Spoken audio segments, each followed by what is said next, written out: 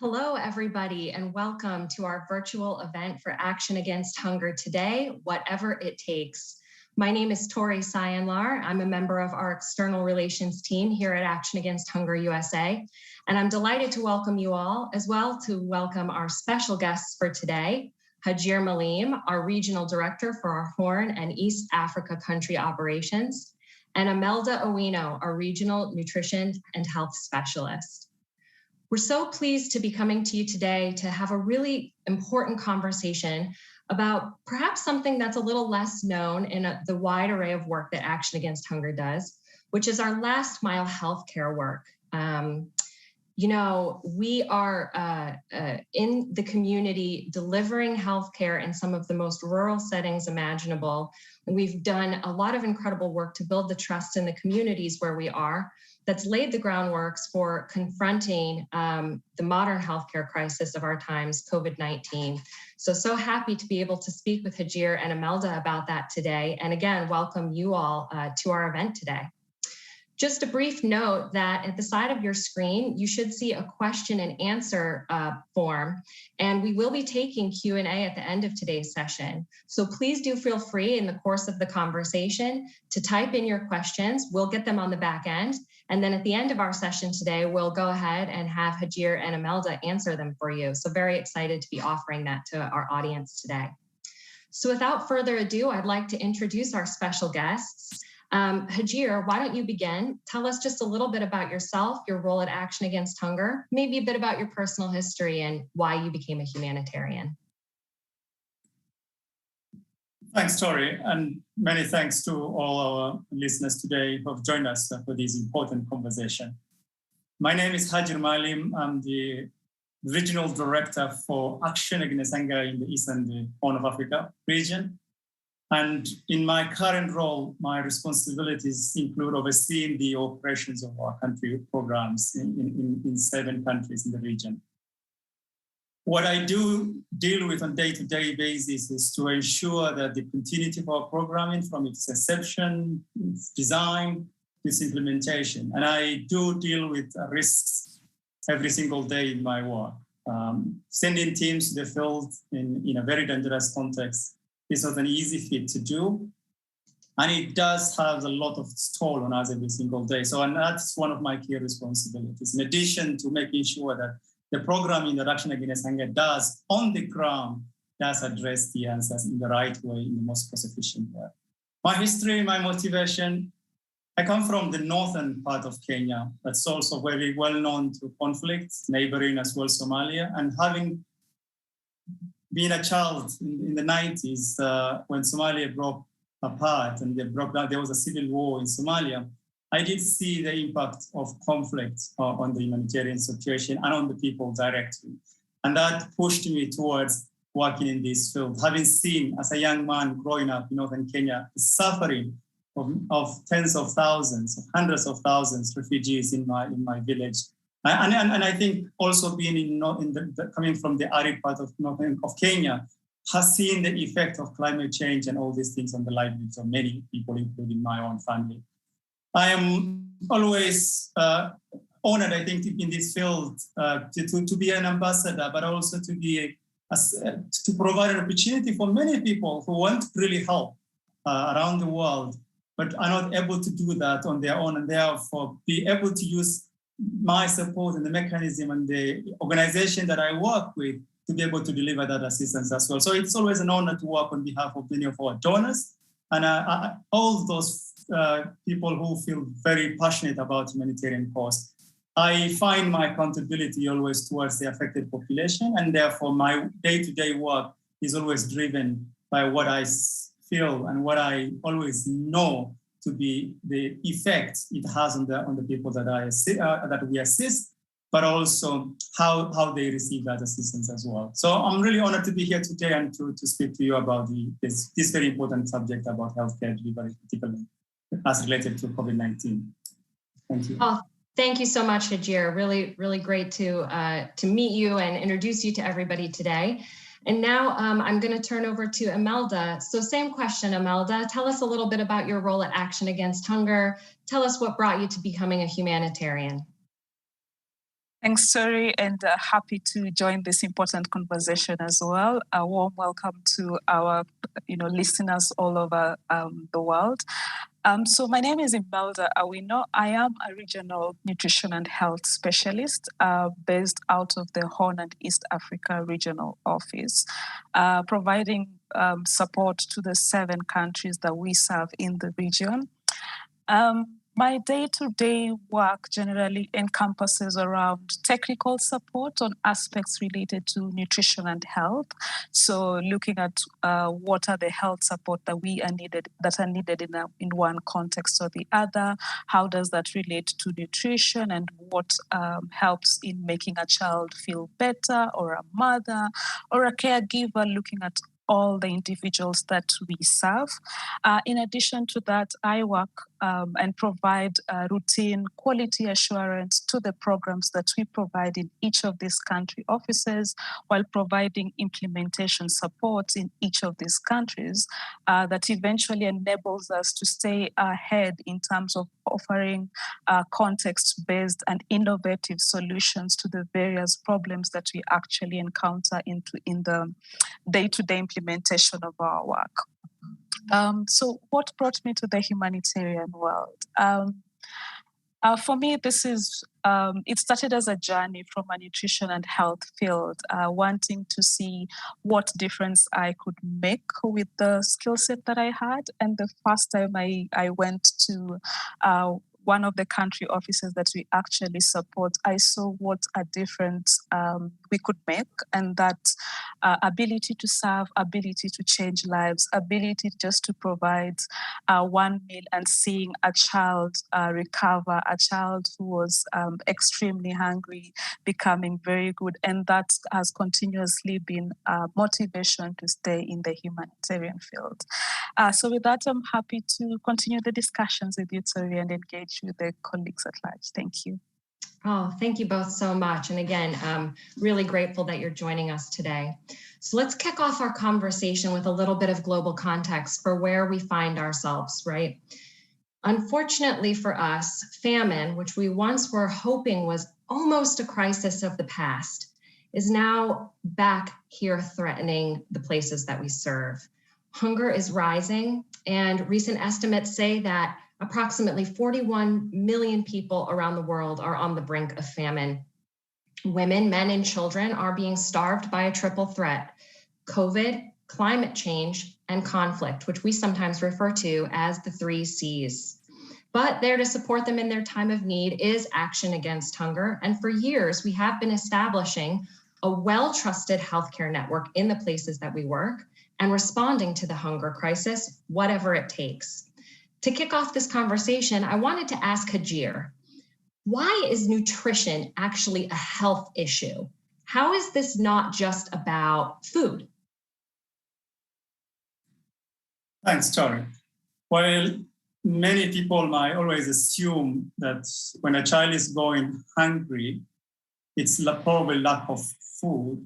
Well, that is the case. In some cases, it's always not often the case. So what we have seen in some communities is where there are plenty food available, that the children still go hungry as well and therefore become malnourished.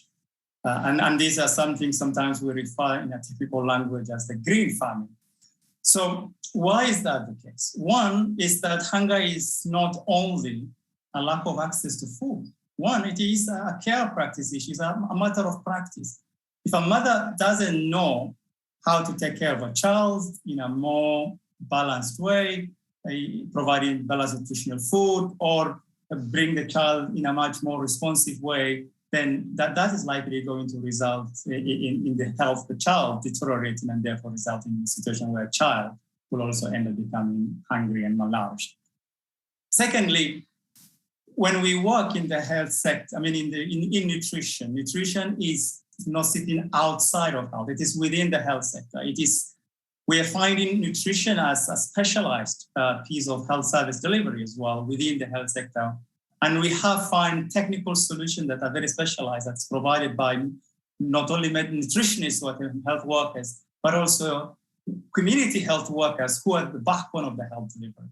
And we have seen that community health workers can be very instrumental in providing nutritional care, but can also be an entry point for a majority of the other health services that the child and the mother needs. And this is where now we have integrated healthcare in nutrition programming as well.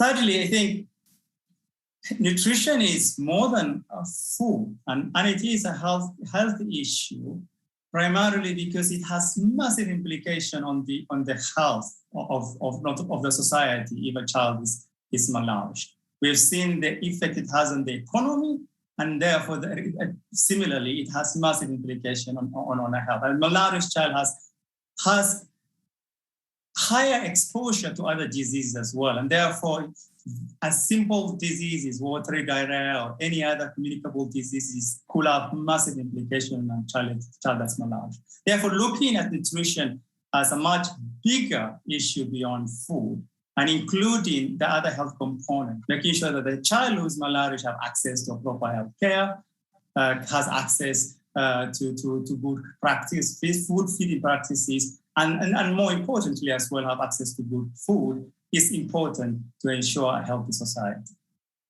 Great, thank you. Yeah, so that's really great for our audiences to understand that it isn't just about food, that there are so many other health consequences that come along with undernourishment. And so now I want to ask Imelda to sort of paint this picture for us from the perspective of a mother, right? So Hajir, you mentioned mothers, maternal health.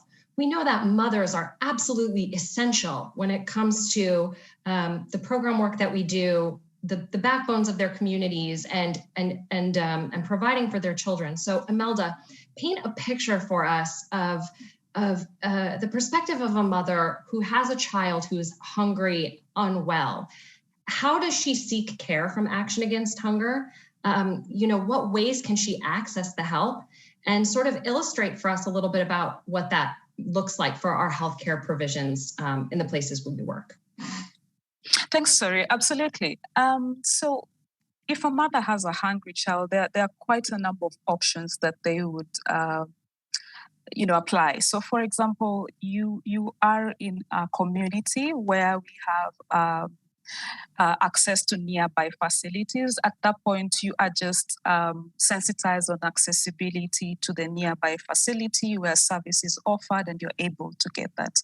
However, this is not the case in most of the contexts that we operate in. So in this context, we have several layers that we have actually embedded. So the first thing, as a caregiver, your child is sick, you will reach out to a community health worker, someone situated within the community with a couple of households or homes that they are monitoring on a weekly, daily basis, depending on what they do.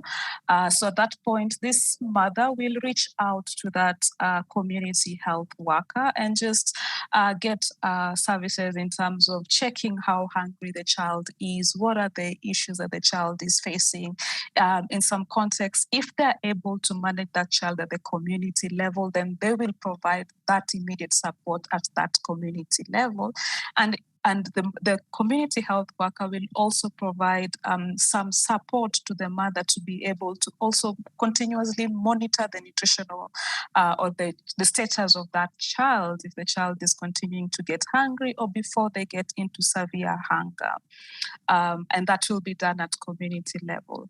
Now, in instances when this child is extremely hungry and there are other diseases that come along with that, then the child is, with the help of Action Against Hunger or other mechanisms within that community, transported to an inpatient hospital for specialized care, where they're given additional food to, hasten the recovery process of this child. Just to add on to this, as a mother within the community, and we saw this during the COVID when access to facilities was quite difficult. So in most cases, the community health worker are also working closely with mothers within that given community so that they work as peers to give the first service that the mother is needed and then eventually refer that to the community health worker. So as Action Against Hunger, we continue to strive to bring the services closer to the mother at community level for the various conditions that we see. Back to you, Tori. That's really interesting to know. You know, I think a lot of times we have this idea that you have to go to the hospital or, you know, do a long journey, but the introduction of health workers in the community, you know, close to home, is a really big part of what Action Against Hunger does. And it's good to know that we can have such successful interventions close to home, and not always have to refer, you know, to that next important step, but also to know that if they do have those unfortunate situations, Action Against Hunger is also there supporting those efforts as well. So at this time, I actually want to pause our conversation and show a video of some of our healthcare work in action. We're going to take a quick look at a stabilization center that Action Against Hunger established in the very rural community of Paguir in South Sudan. So go ahead and roll that tape.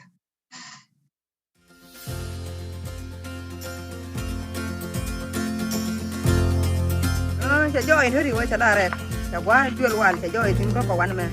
Could you go on the got to Mago to joy? Could you use radar? Jacomo Swing.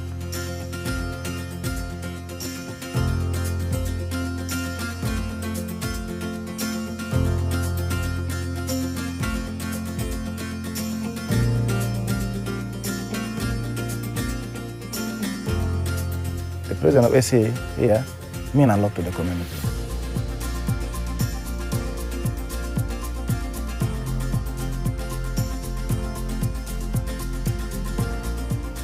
Jan men now tin to Jan take a good one. Cut a day the other thing. One man, one and me are there. Canadian.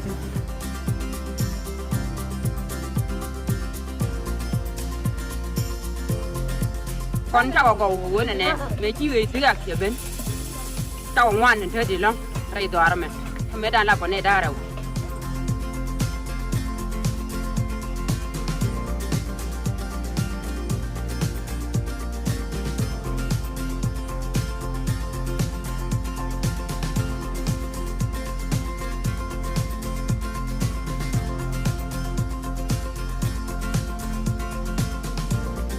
Now, people who the children used to die from malnutrition, they are not longer dying.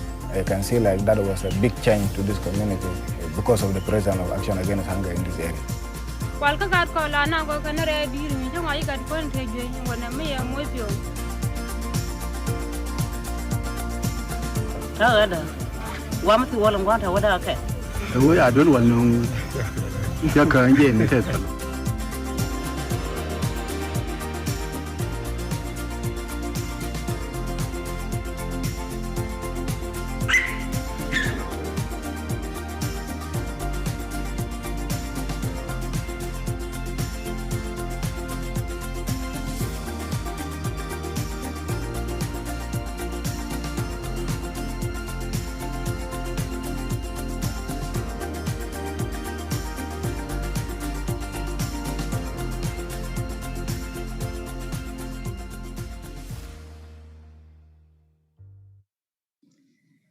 Wow, you know, I've seen that film a few times working here at Action Against Hunger, and every single time I see it, I feel just as inspired as the first time I saw it. It really shows you how the introduction of healthcare in a community has such a ripple effect on, you know, not just the children's health, but the family's health, the livelihoods in a community, and just in general, sort of the trust that we can build with a community through our programming.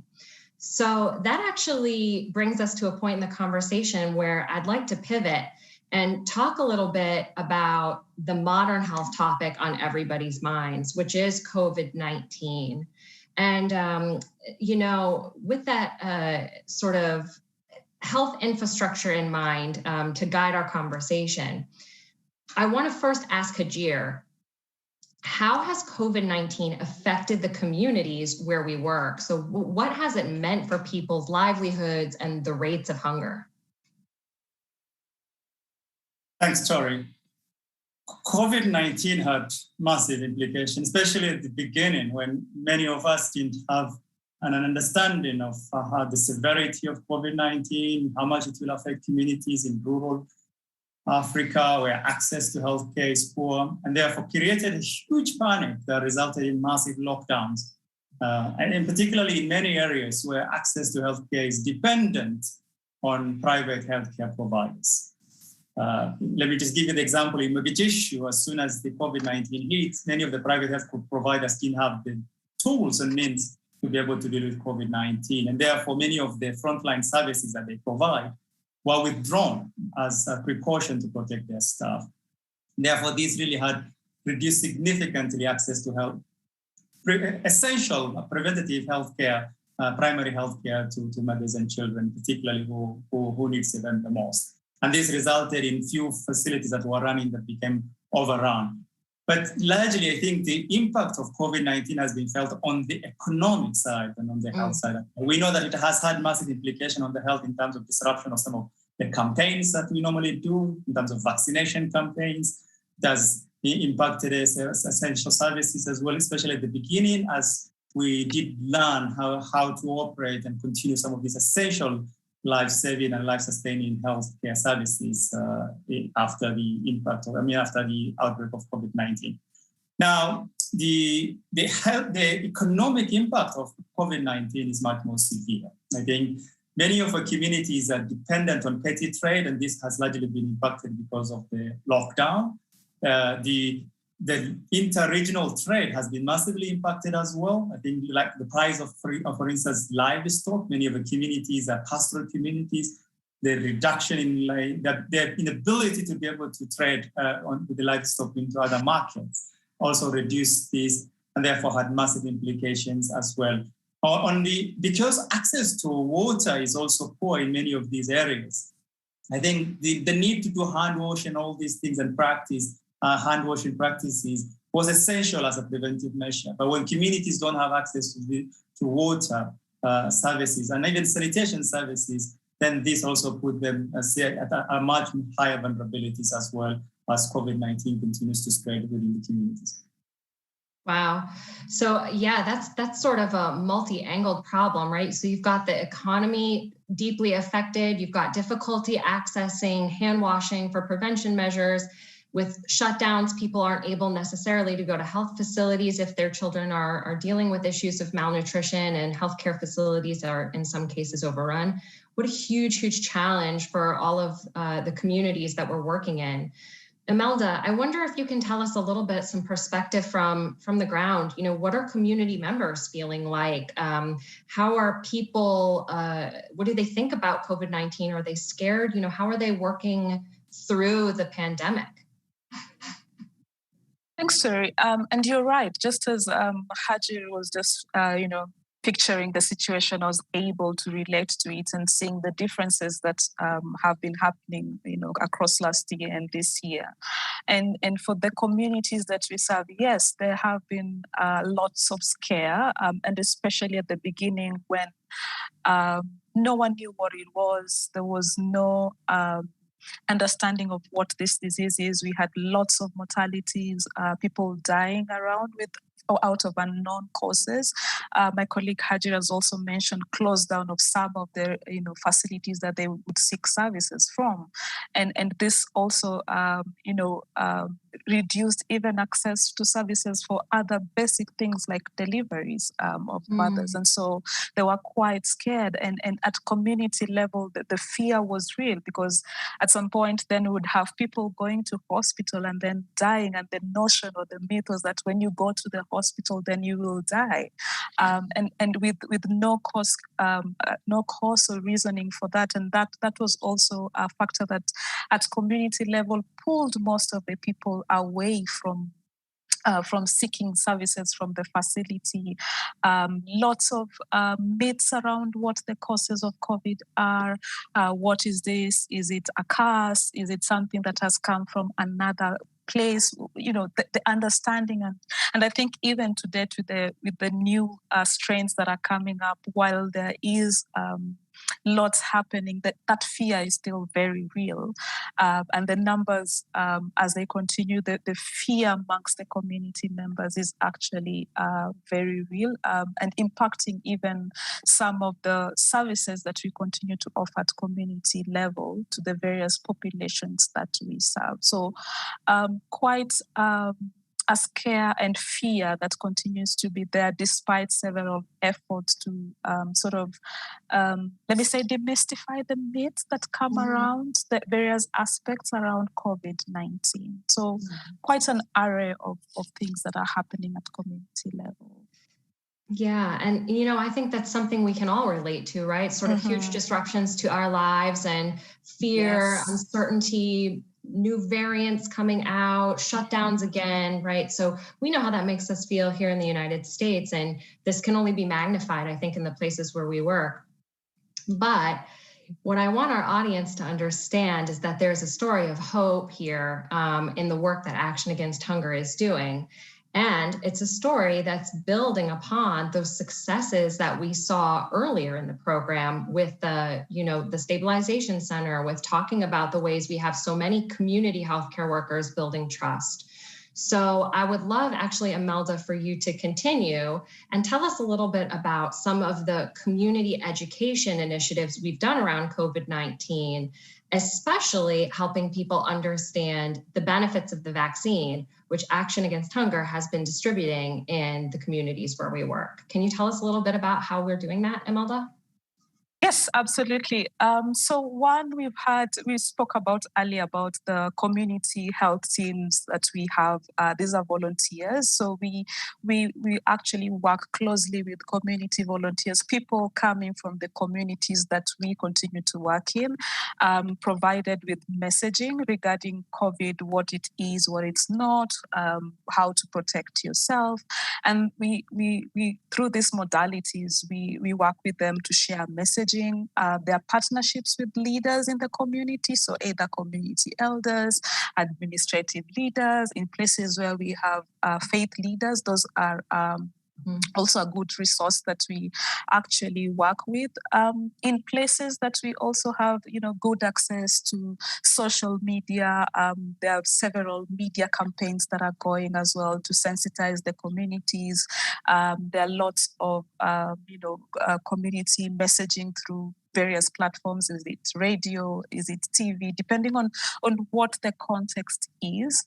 And like Tori, you just mentioned, in South Sudan, we've had a huge success with this. And when we started the COVID vaccine, people came from miles, walking through the swamps and all that, just to be able to get vaccinated, to be able to get protected, to be able just to protect myself, saying I have to protect myself to be able to protect the other family member. And this was a very positive thing that we are seeing and quite encouraging. While this is something that we are seeing and numbers continue to come to get the vaccine, the number of people getting the vaccine is still quite low yet. And the efforts reaching the communities that we serve still has much more that we could do. And hence, with more support and more work needed, we are able to provide support to COVID vaccination. Well, actually, that's a perfect transition for us, Imelda, because we have some footage of the recent vaccination campaign from South Sudan. And I want to go ahead and roll that film now and show our audience the great lengths that people went to receive the vaccine. Go ahead.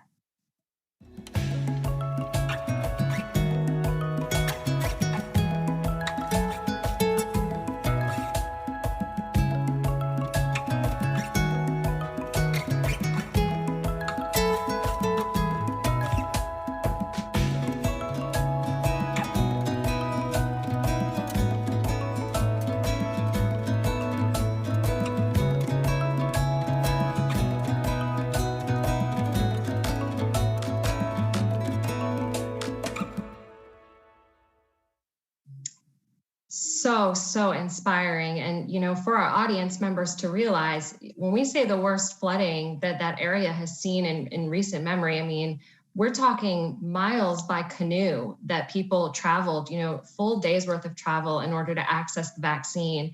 And so we're so encouraged to see that enthusiasm and really that community care that the people want to keep their family members safe, in accessing that vaccine, and keep the communities that they serve safe by accessing that vaccine. And, one of the things that sort of strikes me, and that I'm going to go ahead and throw out there as our final question today before we open up to Q&A. So just a reminder to the audience, if you guys would like to send your questions via the Q&A box on the right side of your screen, the next thing we'll be doing is taking questions from the audience live. But my final question is for Hajir.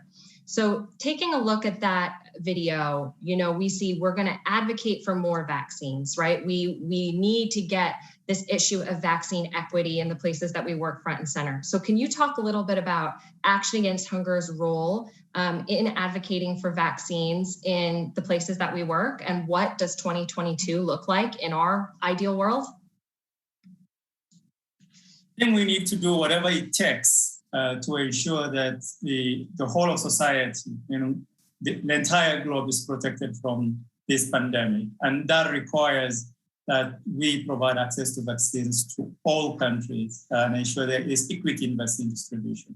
And even within countries, to ensure that even vulnerable groups like refugees, internally displaced populations also have access and are prioritized in national vaccination program. So as Action Against Hunger, first we have made sure that we did advocate for these groups to be prioritized in the vaccination campaigns. Secondly, it's not only about provision of vaccine, but it's making sure that the vaccine also reaches the last mile. So providing logistical support, financial support as well, to ensure that these vaccines reaches where they're needed the most as well, particularly where the reach of the government services sometimes are also very limited. And then thirdly, I think it is critical for the continuity of other essential services, because if we don't provide vaccines, then it disrupts, as we mentioned earlier, the continuity of essential healthcare services as well. And that has other massive implications on the health of the society as well. And we continue to ensure these disruptions is minimized or if not eliminated. I think it's important that we also invest in terms of sensitization in communities as well. And we're working to ensure that when there are vaccines available, the uptake is there as well by the community. So our work continues to invest in making sure that we also track the distribution of the vaccines and see if there's any side effects, making sure that we can deal with communities to address any rumors that might result as a result of these issues as well. So overall, I think there is a lot that each one of us can do. And as Action Against Hunger, we continue to play our role in terms of making sure that everyone that needs to have a vaccine of COVID-19 does get it. Great. Well, we are so optimistic in the face of all of these challenges and really inspired by the work, Hajir and Imelda, that you and your teams are doing in the countries in the Horn and East Africa where Action Against Hunger works. Again, thank you so much for speaking to us today and talking to us about our healthcare networks, our COVID-19 response. And now I'm going to go ahead and take the last sort of 10 minutes that we have together to take some questions and answers from the audience. So I can see them on the back end. So one more reminder, if you go ahead and send in your questions to our box on the right-hand side of the screen, I'm going to go ahead and relay them to Imelda and Hajir. And so the first question I have in here is, we've talked a lot about rural healthcare access. Can you talk a little bit more about what healthcare looks like in cities, especially where the virus is more contagious? So Imelda, is that something you can talk to us about?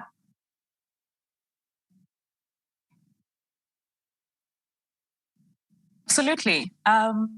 So in the healthcare access in cities, and most probably I'll give examples of two where Hajir talked about Mogadishu, and we are in Somalia, as well as Juba in South Sudan, just sample of two cities that where we have access. Now, healthcare there and access to the vaccine is relatively better compared to the remote areas like the video we just shared in Pagwir. In those cases, we are working closely with several partners, like under the guidance of the Ministry of Health, the UN partners, among several others. There's a collaborative effort, and given the population and population there is quite dense and the number of people there is quite high, access is relatively better, but we still have the issues in terms of adequate number of doses that are required specifically for the COVID vaccines and in terms of the uptake. In other contexts, for example, like Somalia, that still continues to be an area that needs some action as well. And so the access is still not complete, but I would say maybe 1 in 2 probably would be able to have access to that, but still lots of work needs to be done to ensure that it is reaching the numbers recommended. Well, Imelda, that's a great answer. Actually, segues very nice into the next question that I see coming in. And Hajir, I think you can probably offer us perspective regionally on this answer, which is, how are you measuring the gap? How do you guys measure the current needs in the communities where we're working and sort of design our programs to respond to that? Thanks, Tori, and thanks for the question. We do constantly assessments of needs in all communities where we work, not only identifying what are the existing gaps, but also what are the existing capacities that exist in these communities. And then identify who is better placed. And sometimes we leverage significantly local resources. I think often you hear more a little bit about the additional support that's provided to communities, but there is a lot that the communities themselves are doing on their own. So there is a lot of leveraging of existing capacities at community level as well. We work collectively through a collaborative platform with other stakeholders, the government, non-governmental institutions, the sister agencies, community groups, as well as now the affected population as well. And through these collaborative platforms, we can be able to share information, map them, and identify where the gaps are. And often the gaps are huge as compared to the resources available. Therefore, there's also further refining of this gap analysis to identify the most critical need. We always ensure resources goes to people who are the higher risk of dying, so that we can be able to save those lives before they are lost. And then if there are additional resources, then to try and then support additional communities as well. Great. Another question about our COVID response, and Imelda, I think this one is for you. One of our audience members would like to know what percentage of time for our staff has shifted to dealing with COVID. And I guess I'd be curious if it really is a shift towards dealing with COVID or if it's been integrated into services that we're already providing. Can you help explain? Yes. So what percentage of time we have actually integrated service provision for COVID with ongoing programming?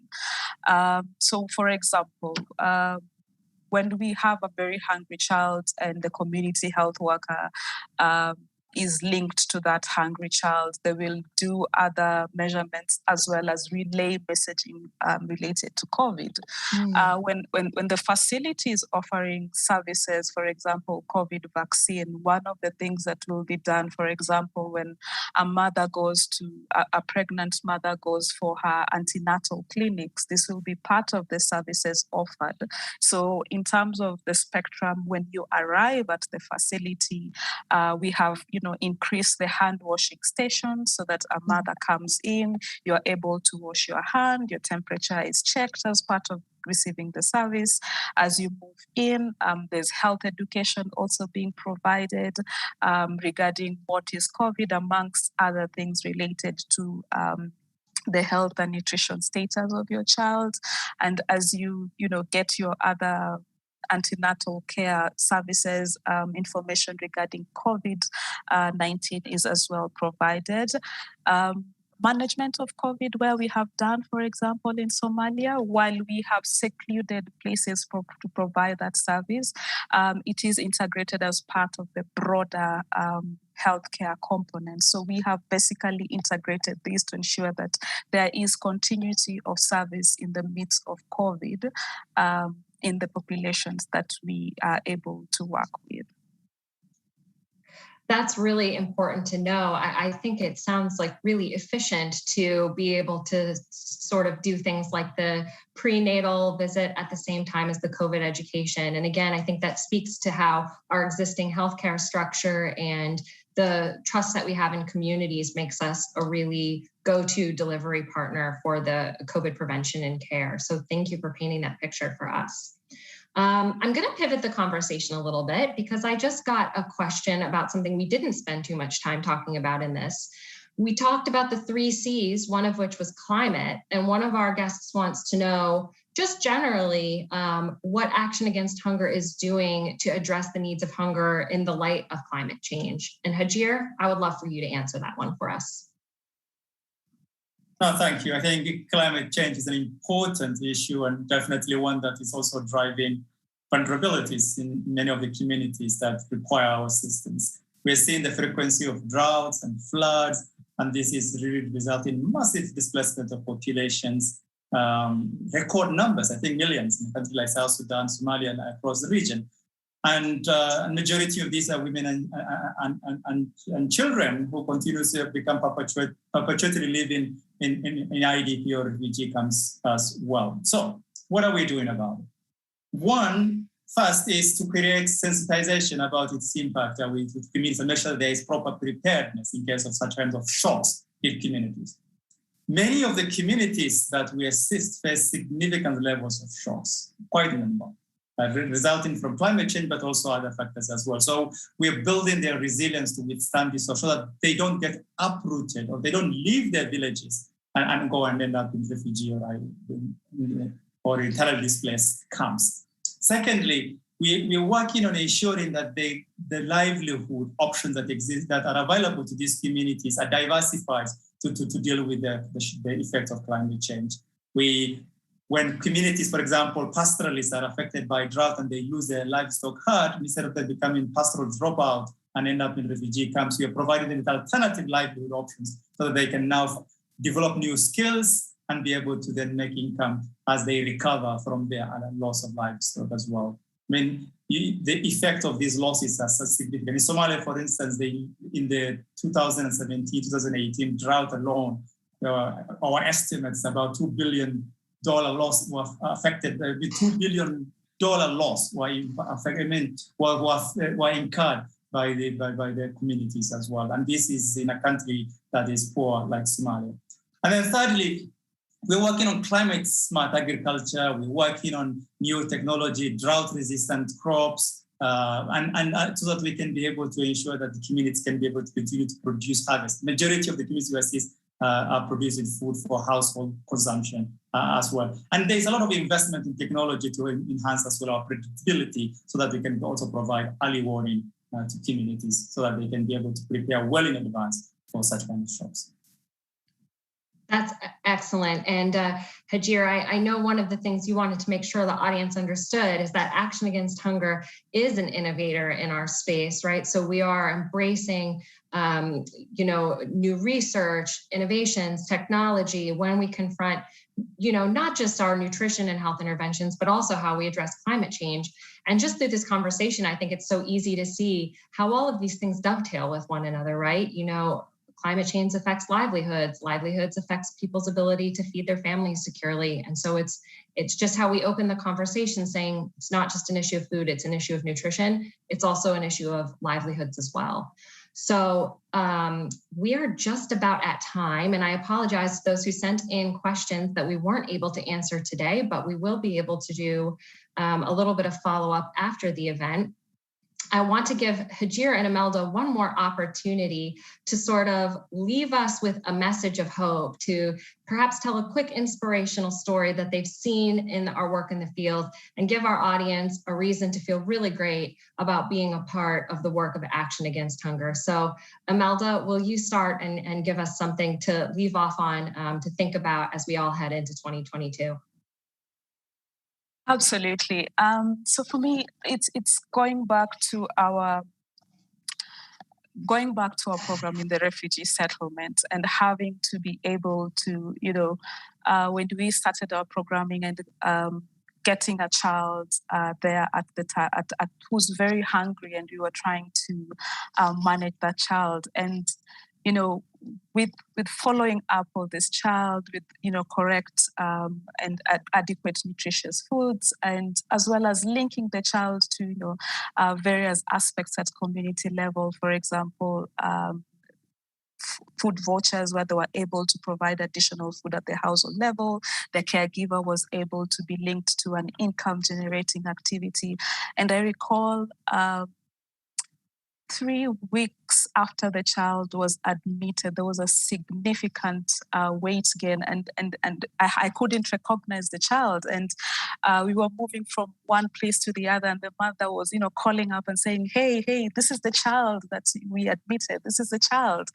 There was this look of happiness and glow in the mother, and keeps on reminding me why I wanted to be and I continue to be a humanitarian worker. That simple change, that simple input that we did as an organization with the community, with the people that we work closely with, and various people, made a significant difference.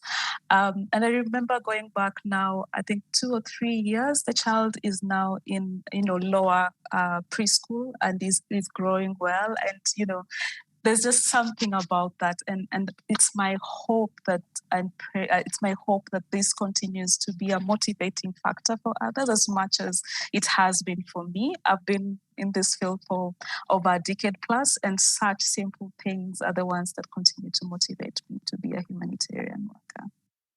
Oh, thank you. Thank you. Yeah, thank you, Imelda.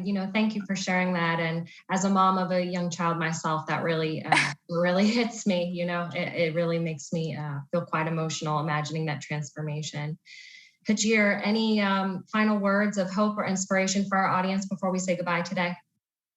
Thank you. Thanks a lot. Now, as a regional director, one of my main worries is the safety and security of our teams. And in Gambela, we did lose 2 staff who were on their way to support services in a refugee camp.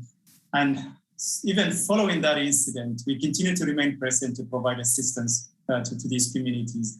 And I was there recently, and I was quite amazed to see the staff still despite going through this tragic experience, being very proud of the result that they've achieved, reducing the level of malnutrition within the refugee communities, providing alternative livelihoods to the healthy communities. And I've seen women and children and all of them happy, enjoying and singing at the center, really enjoying, despite the circumstances that they're living in a very joyful, happy life. I think this, and at this time when the conflict continues to escalate across many of the countries around the world, and people continue to get displaced, it's this motivation, this drives motivation, the teams that continue to remain committed to continue to operate in very difficult operating environments, sometimes even putting their lives on the line. Yeah. Well, Hajir, that happiness, that joyfulness, that's words to keep close to heart and really inspire us, even in the midst of the 3 C's that we find to be so challenging as we head into 2022. Thank you again very, very much for your time, for speaking to our supporters today. And for everybody on the call, thank you so much for joining us. I invite you to learn more about our work at Action Against Hunger. Please follow us on social media, spread and reshare our pieces. Visit our YouTube channel and take a look. You can meet some of the children that, Imelda is talking about and see that transformation. We have some really incredible videos of some of our work. And, if you want to just learn more, I encourage you to visit actionagainsthunger.org. There's a lot of ways for you to get involved, for you to help and support. So again, thank you to everybody for joining. Wishing you all a very happy and healthy start to your 2022. Take good care.